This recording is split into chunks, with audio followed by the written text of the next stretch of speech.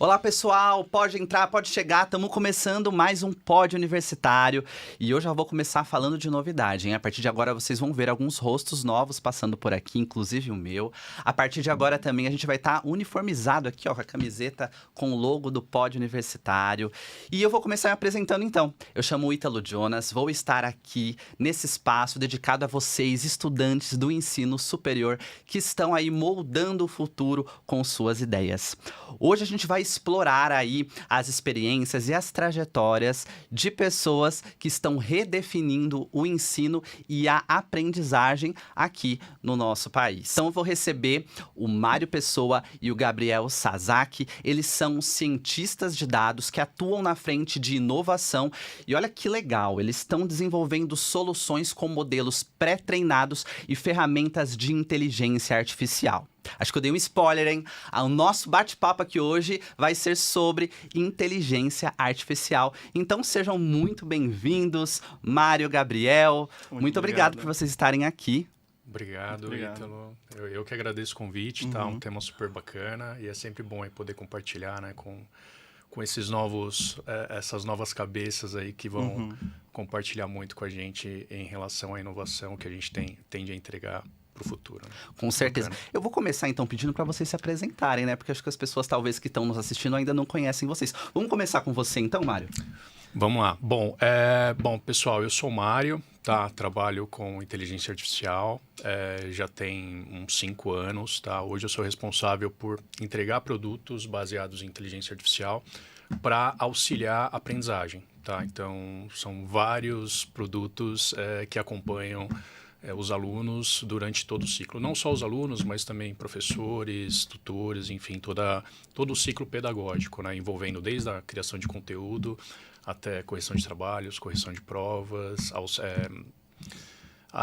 prestar assistência, né, aos alunos, auxiliar no aprendizado desses alunos e utilizar a IA como um grande facilitador e habilitador do que ela tende a entregar, né, que são facilitar a personalização e, enfim, trazer esse tipo de coisa.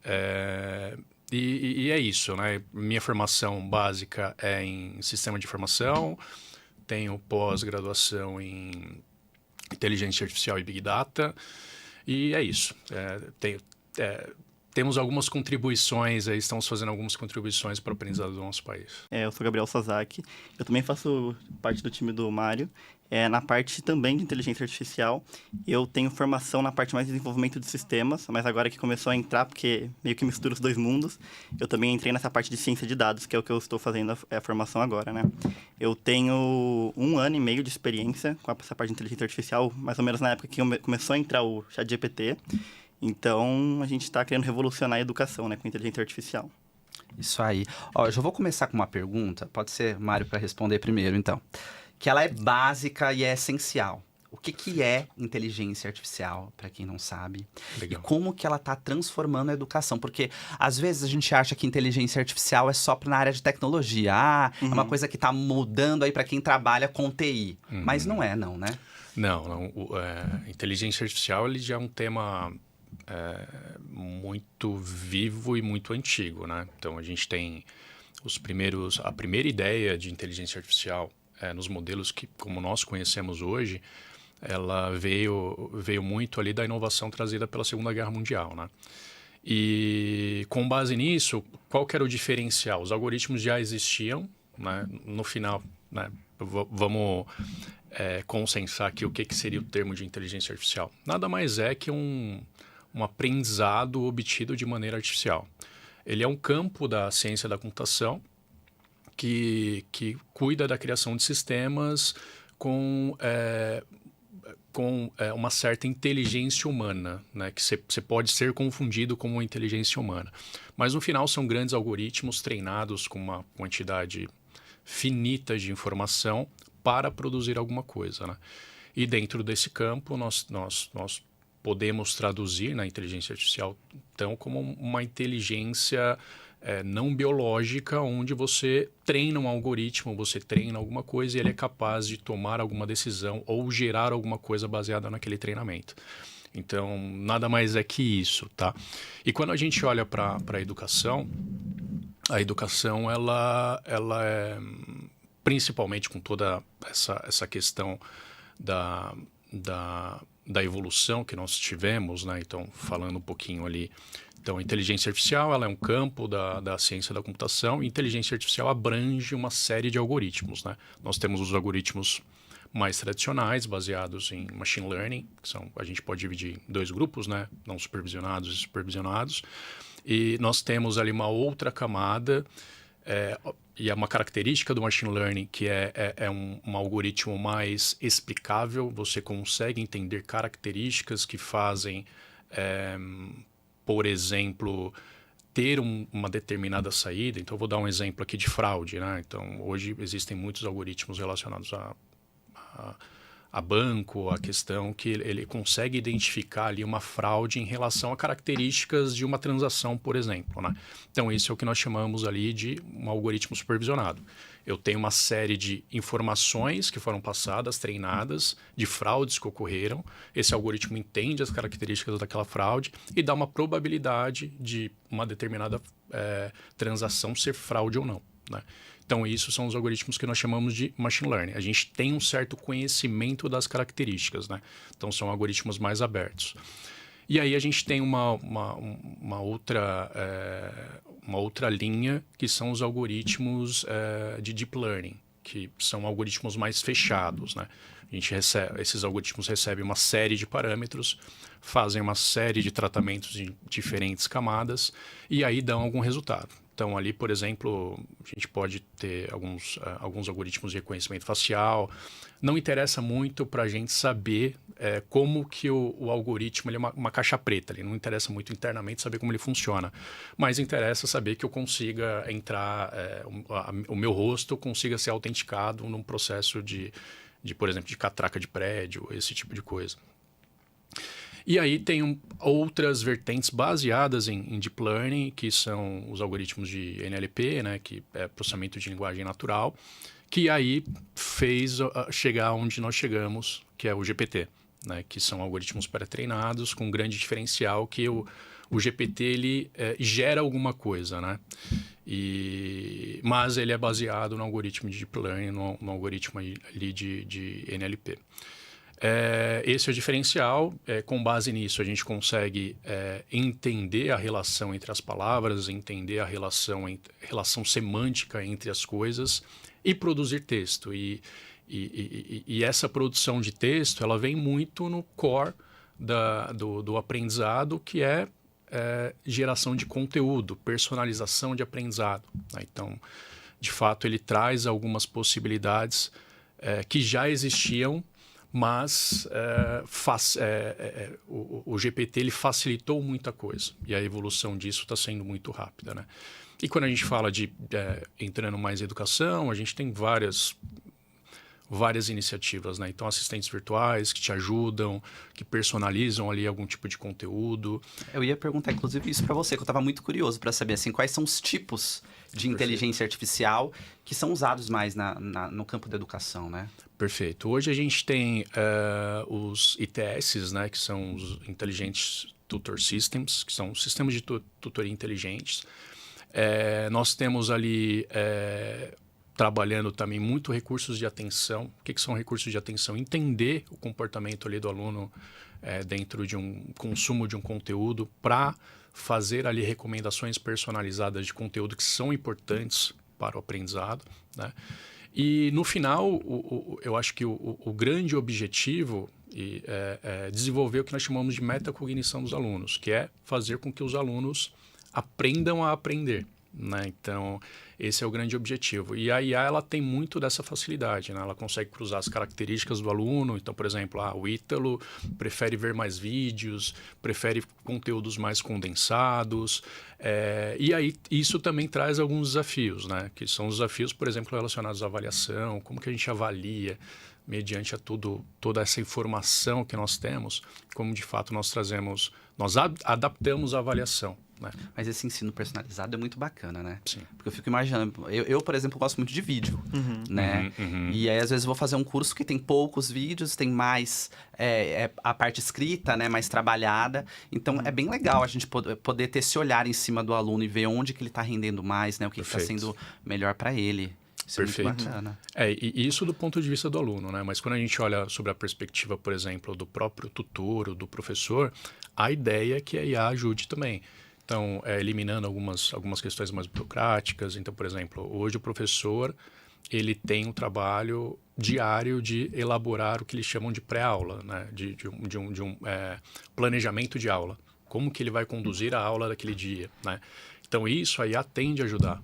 É uma questão mais rotina ali, então, por exemplo, questões de correção de trabalhos, né? Não eliminar, mas acelerar algumas coisas, ortografia, essas questões que hoje o tutor, o professor já gasta um tempo, a IA tende ali ao que nós chamamos de aumentar esse processo, não eliminar, tá? Eu acho que a ideia da IA, ela chega muito mais como uma contribuição, trazendo algum tipo de contribuição para um processo, do que, de fato, eliminação. Porque, lembrando, né, são modelos erram e a gente precisa ter sempre ali um humano ali na ponta, entendendo, fazendo ajustes e dando a palavra final, né, dando a nota final, enfim. Acho que ainda tem um pouco de talvez um preconceito, né, de as pessoas terem um pouco de medo de inteligência artificial por acharem que ela vai substituir os humanos e que as pessoas vão ficar sem trabalho porque vai ter inteligência artificial que vai fazer. E foi legal você trazer esse ponto porque, como você falou, a gente precisa do humano ali, né? Perfeito. E a gente vê muito essa questão da agilidade nos trabalhos, né? E que isso é muito importante no nosso dia a dia, Exato. né? A IA, eu costumo dizer que a IA está virando o novo Excel. Assim. A gente precisa ter né, a gente precisa saber, ela precisa entrar como uma espécie de skill adicional, porque nós temos dois tipos de trabalho, né? Nós temos o nosso trabalho, o everyday ali, coisas que nós fazemos rotineiramente, que a IA com certeza vai auxiliar a gente nisso. E nós temos ali os trabalhos mais estratégicos, que a gente precisa de criatividade, que a gente precisa de pensamento sistêmico e esse tipo de coisa. A IA ainda não tem uma capacidade clara de resolução, né? Não dá para a gente confiar nela a ponto de resolver e entender que o resultado dela vai ser o final. Então, nós temos que tirar esse proveito para ficar mais disponíveis para fazer coisas criativas, disruptivas, inovadoras. Mário, você falou sobre machine learning, né? Qual que é a diferença de machine learning para IA? Legal. A IA, ela é o campo. Vamos pensar assim, a inteligência machine learning é inteligência artificial, tá? Então, dentro da inteligência artificial, nós temos o campo estatística. Então, estatística vamos pensar numa grande bola, né? Então, eu tenho ali uma grande bola que é a inteligência artificial, aí eu tenho uma bola dentro da inteligência artificial que é estatística, é a base de tudo, tá? E depois eu tenho um grupo de algoritmos dentro de estatísticas que compõem machine learning, que é esse aprendizado com características mais conhecidas, né? Eu tenho um segundo grupo que são algoritmos de deep learning, que aí é um grupo de algoritmos que você abre mão de conhecer as características, mas ele traz um poder de resolução de problemas mais complexos maior. Por exemplo, reconhecimento de imagem, a própria arquitetura do GPT, né? Então, você consegue trabalhar ali com uma complexidade maior e, consequentemente, resolver problemas mais complexos, né? E dentro desses dois, você tem ali diferentes tipos de problemas, né? Então, você tem ali reconhecimento de imagem, você tem reconhecimento de texto, você tem, enfim, modelos de propensão, diferentes modelos, mas tudo dentro de IA, né? Então, IA é o grande campo ali dentro da ciência da computação e você tem essas vertentes ou esses direcionadores dentro de cada público deste. Machine Learning, Deep Learning e esses outros grupos de algoritmos, né?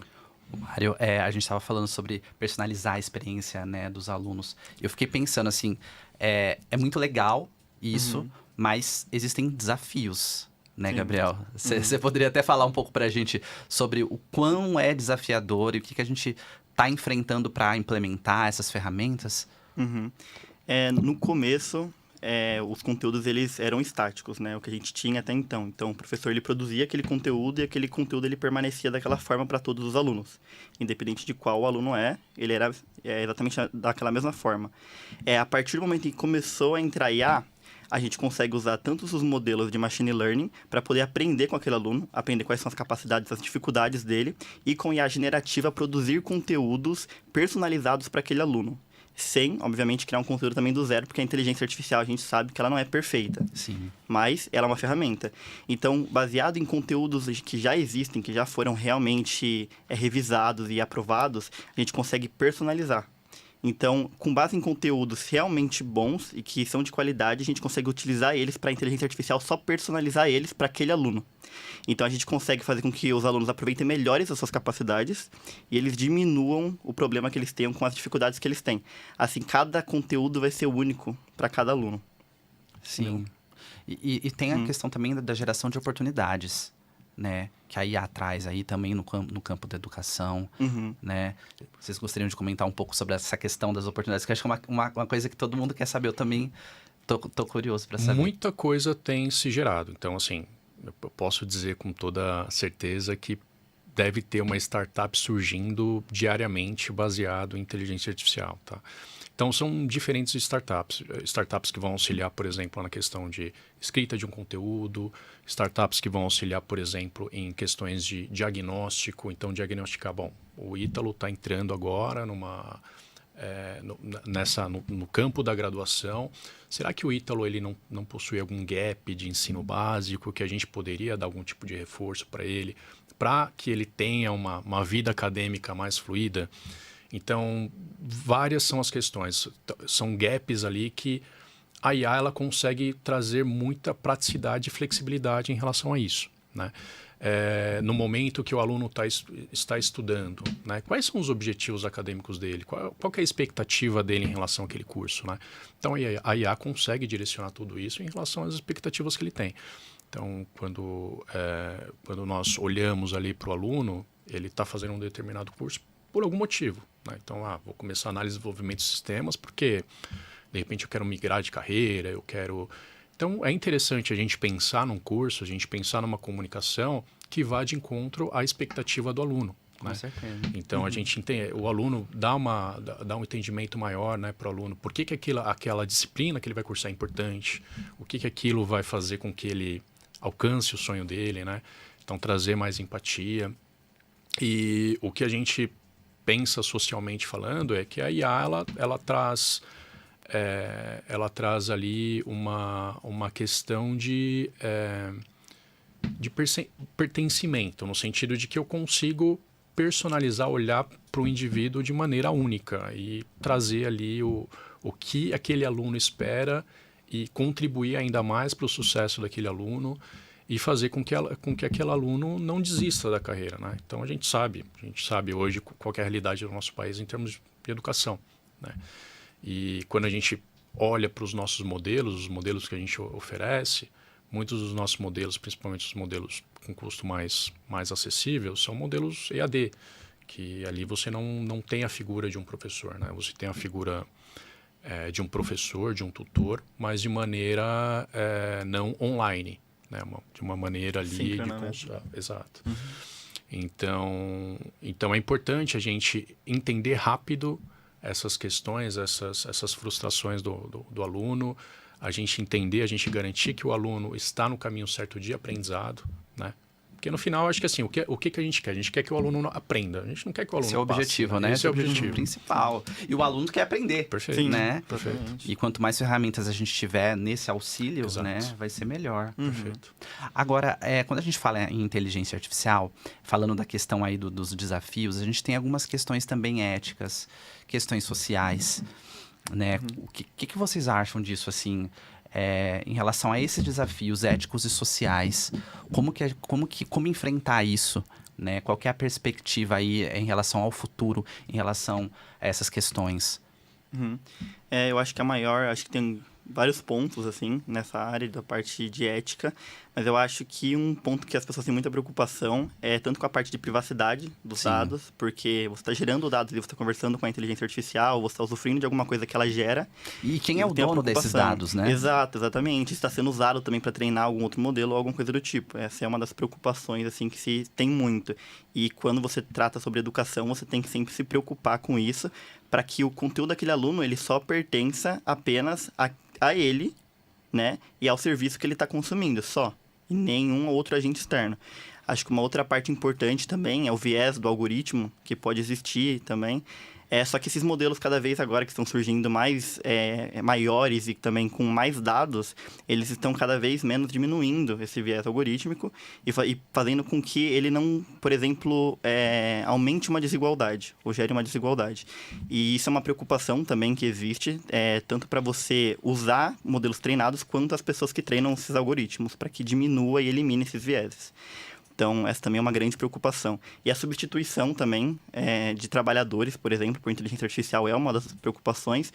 O que, como até o Mário tinha comentado, ele vem mais como uma ferramenta, né? Ele é uma ferramenta para auxiliar o seu trabalho, para tirar aquela parte maçante, repetitiva que tem, e não como algo que vai trocar você. Até porque a gente sempre tem que garantir a qualidade que um ser humano consegue entregar. A gente tem até o conceito do human in the loop, que o pessoal coloca, que é o humano na iteração, que é basicamente, mesmo nos processos automatizados, seja com inteligência artificial, machine learning clássico, tem sempre um humano validando aqueles dados e também aprovando aqueles dados para poder realmente garantir a qualidade deles.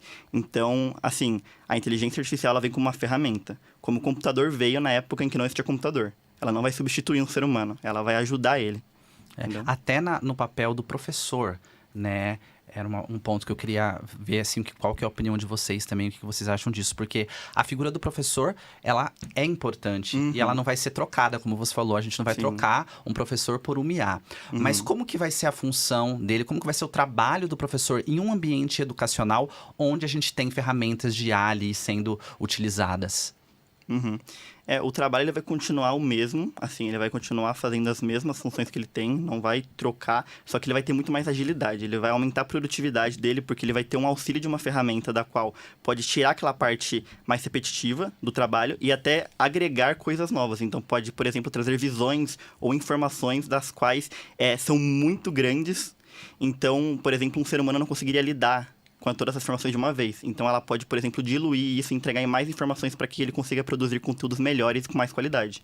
Então, a IA, ela realmente entrega como, por exemplo, uma calculadora. Antigamente, as pessoas tinham que calcular, por exemplo, no ábaco, então era um pouco mais lento, ou na mão, e era mais devagar. Então, quando chegou a calculadora, ela não substituiu os matemáticos, por exemplo. Ela veio como uma ferramenta para que os matemáticos façam o trabalho deles melhor. Entendeu? Então, eu acho que o professor continua tendo o mesmo papel, porque ele é essencial. E a IA ela vem como uma ferramenta para ajudar ele.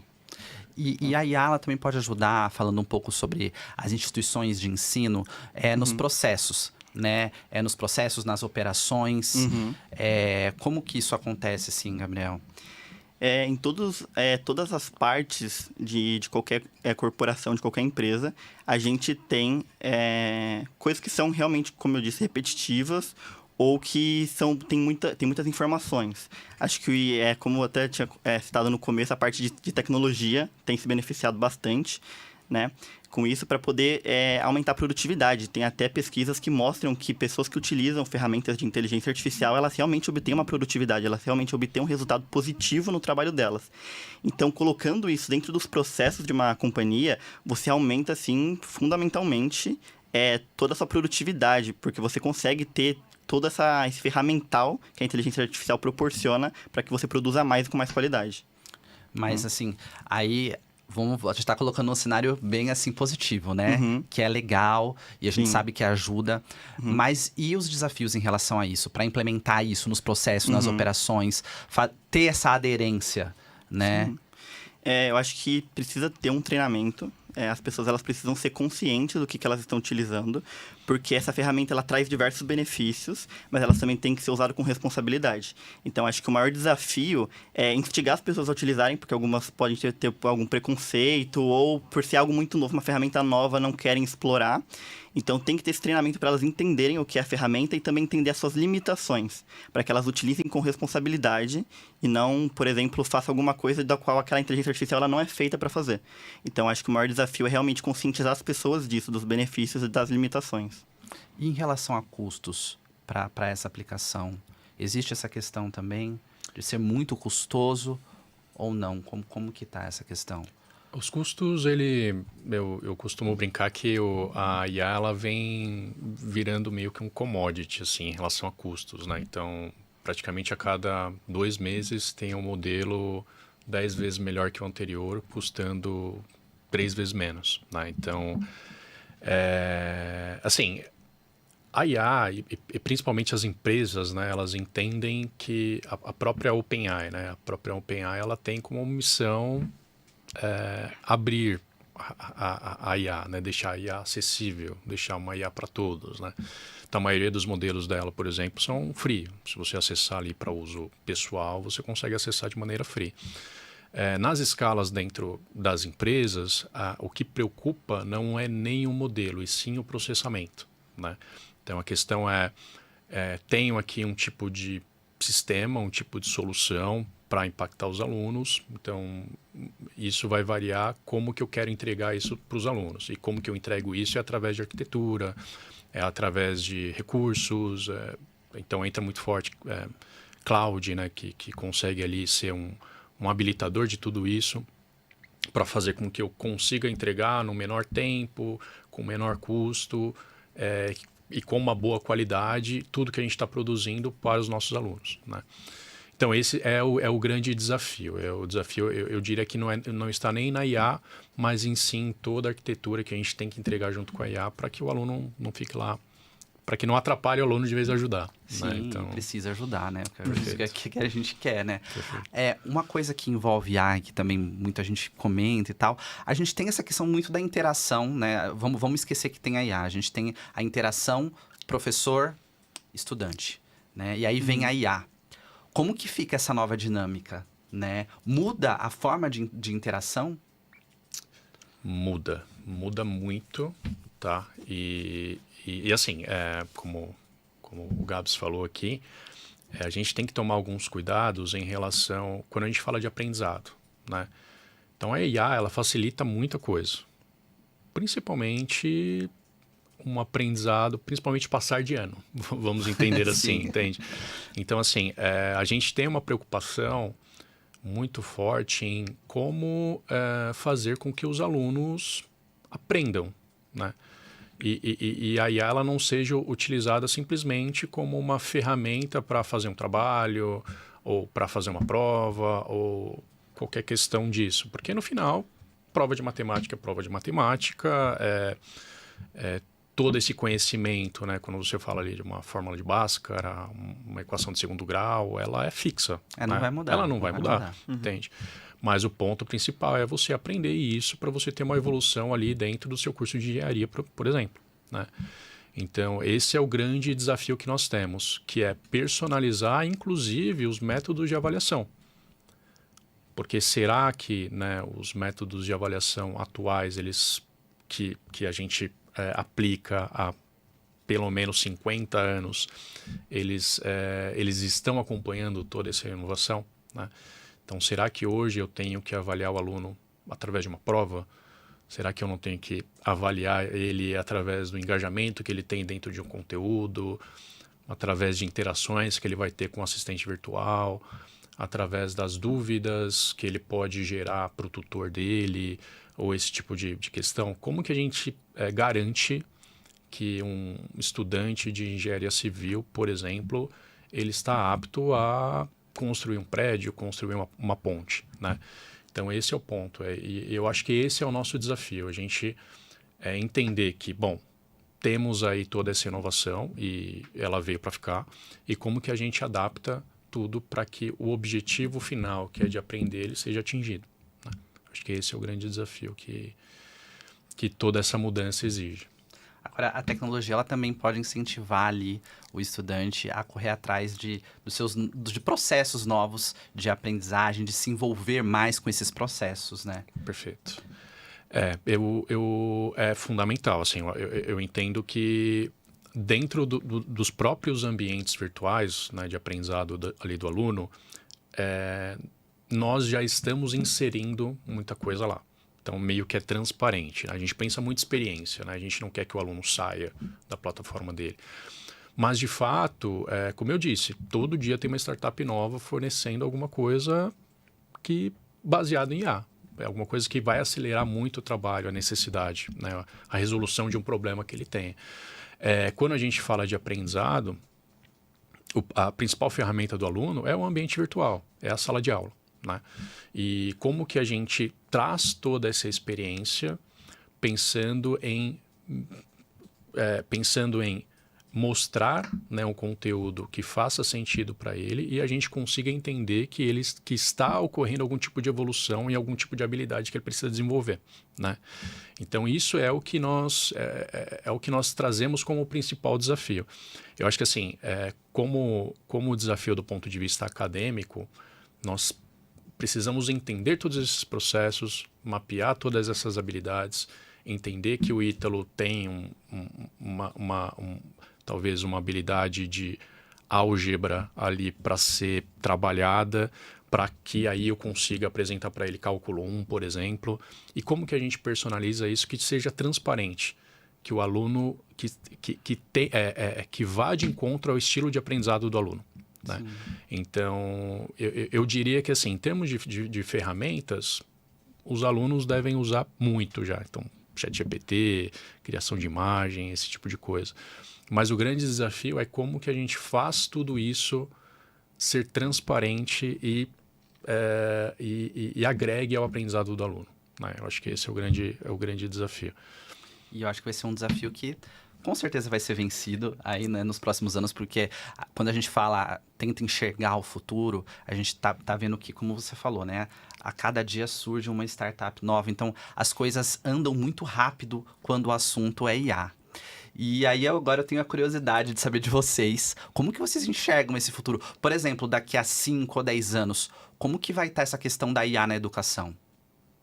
Eu acho que cada vez mais os conteúdos eles vão ser personalizados. Eu acho que cada vez mais a gente vai aproveitar melhor as capacidades dos alunos e poder se adaptar à individualidade deles, porque cada pessoa é única, cada pessoa tem o seu jeito de aprendizado, cada pessoa tem dificuldades diferentes. Então, eu acho que cada vez mais o conteúdo ele vai ser direcionado, ele vai ser mais único, vai ser mais individual. E a gente vai cada vez mais também tirar esse problema onde o aluno, por exemplo, ele tem alguma dificuldade ali a qual ele não consegue continuar, pode ser alguma defasagem que ele tenha, por exemplo, e a gente consiga complementar isso. Então, não importa se o aluno tem alguma defasagem ou se ele tem alguma dificuldade, a gente sempre vai se adaptar a isso. Eu acho que no futuro a educação é o aprendizado adaptativo. Então, a gente tem essa personalização. Acho que esse é o grande futuro. Você acha que essa é a maior tendência, talvez, dessa moldagem da nova educação? Eu diria da IA aplicada, eu entendo que sim, tá, Ítalo? Mas existe todo um arcabouço também que vem junto, que são o que nós chamamos ali da internet das coisas. Apesar de ser né, a gente fala muito de educação 4.0, 5.0, que é uma combinação de tudo isso. Eu trago IA, aí eu combino ali com um mundo virtual em que ele consiga ali ter acesso a demonstrações, a cenários, a simulações de uma maneira mais visual, né? E eu acho que vai ser uma combinação das coisas, né? A IA aplicada e todo esse arcabouço tecnológico fazendo com que o aluno ainda mais se adapte e ainda mais aprenda, né? Então a gente fala hoje muito de quadros, a gente fala muito hoje de quadros interativos em que você, mostra para mim aqui uma parte do coração e aí ele projeta num holograma para você, você detalha, você clica, isso daqui, quais são as principais doenças que podem ocorrer e quais são as principais causas. Então você usar esse tipo de coisa para projetar tudo isso. E no final, garantir uma experiência de aprendizado mais direcionada. Então, acho que vai ser uma combinação dessas coisas, né? Quando a gente fala muito de GPT, toda essa parte de personalização no modelo de ensino que nós conhecemos está acontecendo, já está rolando. Já é uma realidade, né? Já é uma realidade.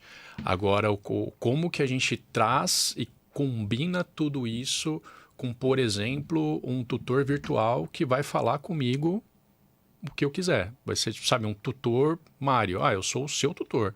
Eu sei que eu sei todas as suas características desde quando você começou o ensino básico. Eu sei que, bom, matemática, você tem aqui um detalhezinho para ajustar. Eu sei que esse detalhezinho você precisa usar nessa disciplina, porque você vai ter um melhor aproveitamento dela. Eu sei que, por exemplo, eu vou me fantasiar agora, eu vou te ensinar física, tá? Então, eu vou criar um avatar aqui do Einstein, por exemplo, para trazer algum tipo de empatia em relação àquilo e fazer você se engajar na plataforma, e vou medir como que você está evoluindo. Que bacana, ele vai ter o seu histórico, né? Exato. Todo ali, com as suas características, as coisas que que fazem você aprender mais, e vai poder Perfeito. fazer isso. Que legal, né, gente? Que bacana. Eu fiquei imaginando assim, por exemplo, eu gosto muito de música.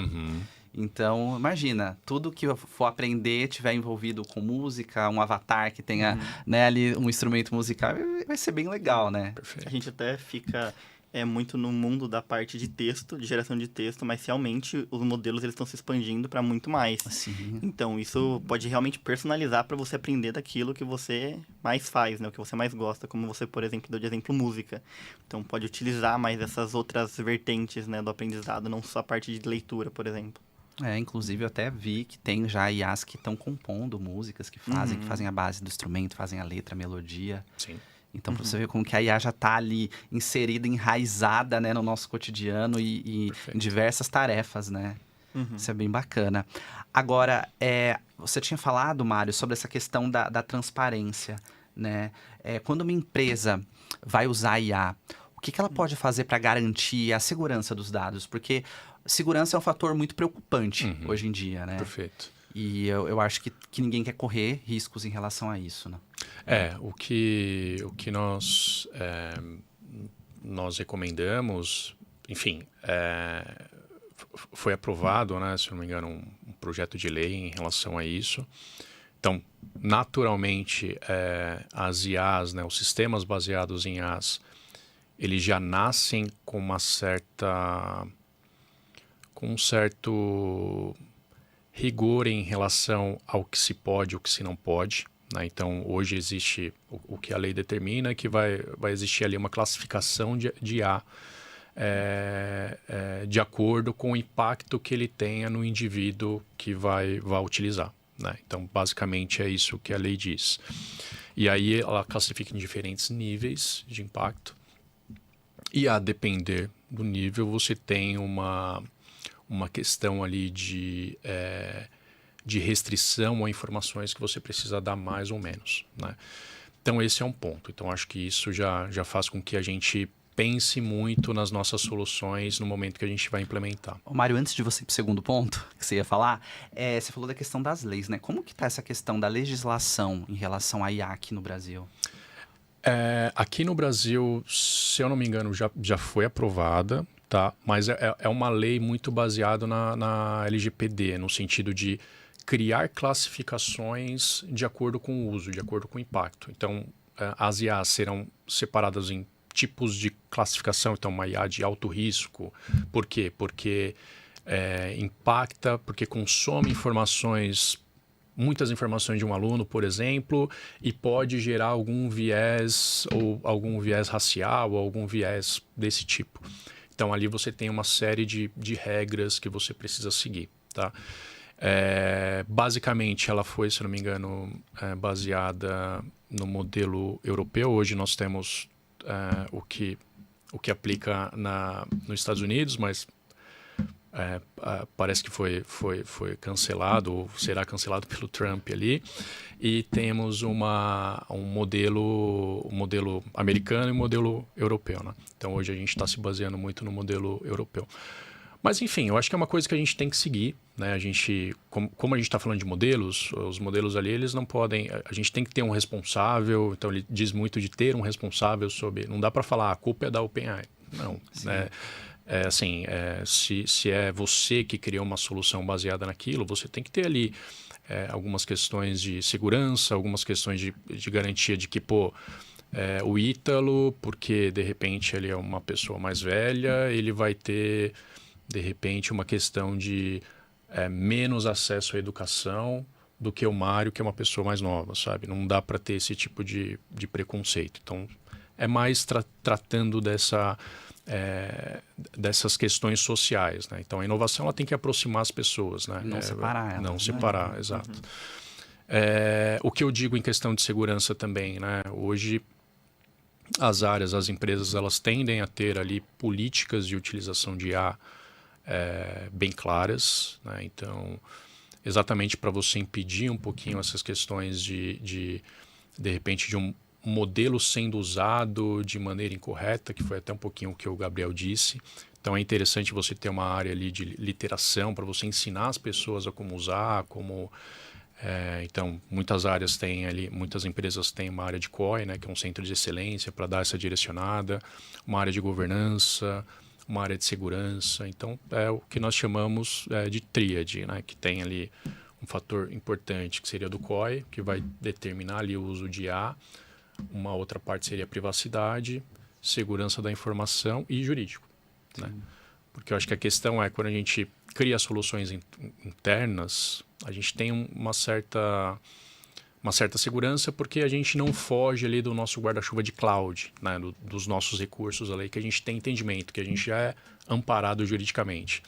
Eu acho que o problema é quando a gente vai usar soluções de terceiros, ou enfim, que a gente não tem muita clareza disso, né? Então, acho que é importante entender, é importante aprofundar, é importante envolver essas áreas, né, para pegar os direcionamentos corretos e aí não ter nenhum tipo de exposição ruim, né, na hora de for usar. Olha, o papo tá muito bom, mas a gente tá chegando ao fim aqui desse nosso episódio do Pod Universitário.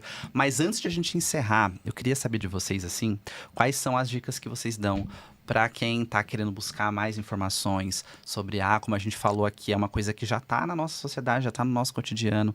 Então, assim, vocês têm dicas de cursos, de linguagens, de programação, que seria legal, assim, o estudante e a gente, enfim, todo mundo correr atrás e saber mais sobre? Acho que a primeira dica que eu dou, assim, que eu acho que é a mais fundamental, é curiosidade. Porque a parte de IA está evoluindo muito rápido, então está sempre surgindo algo novo.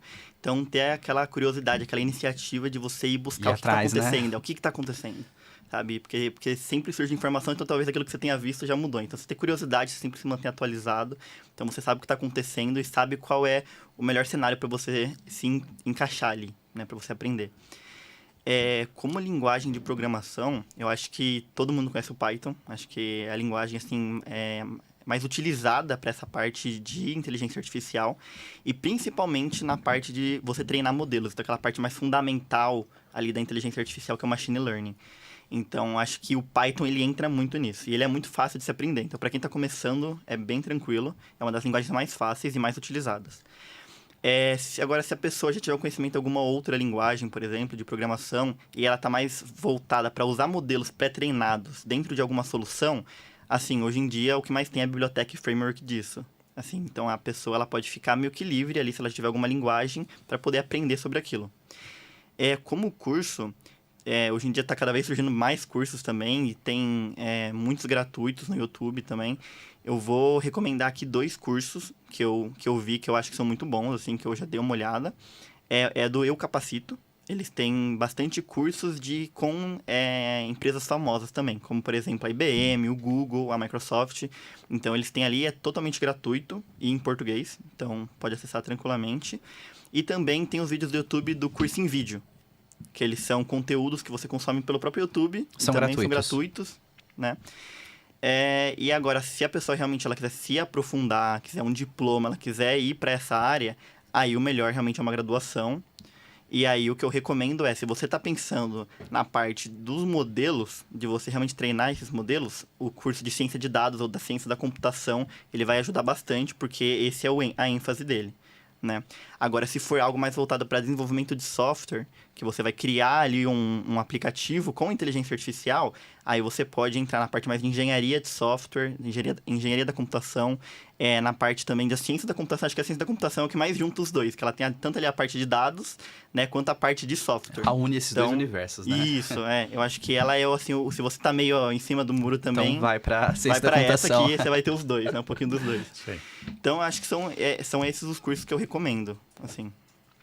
Legal. E do ponto de vista de negócio, né, pessoal, o que a gente tem que entender é que o processo vem primeiro, tá? Então, é sempre importante a gente entender muito bem o que a gente quer resolver, se IA cabe. Então, a IA está muito hypada, mas às vezes não é o que resolve, né? Uhum. Então, e ter em mente que o IA é um algoritmo, que ele pode gerar algum tipo de erro. Então, pensem no processo primeiro, pensem dentro do processo em qual parte do processo a IA cabe, né? Uhum. E se ela não vai trazer algum tipo de risco, algum tipo de exposição, algum tipo de discriminação e esse tipo de coisa. Acho que é importante. Uhum. Isso aí. Então, muito obrigado por vocês terem topado estar aqui, bater esse papo, foi muito legal. Tenho certeza que as informações que vocês compartilharam vão refletir, vão ressoar muito, ressoaram em mim. Eu acho que quem está assistindo a gente também foi aí tocado por tudo que vocês falaram.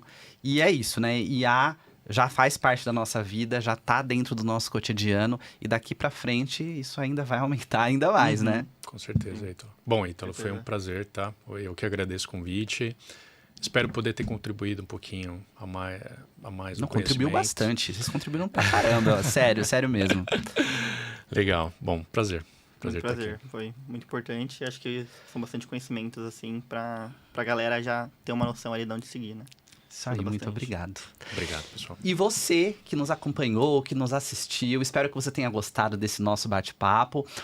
Falar pra vocês seguirem aqui o nosso Pod Universitário nas plataformas de áudio. Também pra vocês darem o seu like aqui, compartilharem o vídeo com seus amigos, com os seus colegas, familiares. Enfim, eu vou dar uma grande dica também, hein? Usa os comentários, o espaço de comentários aqui embaixo do vídeo, pra você falar pra gente o que você quer ver aqui no nosso podcast, quais são as temáticas que vocês gostariam que a gente trouxesse pros próximos episódios. Combinado? Então fico por aqui, muito obrigado e até a próxima.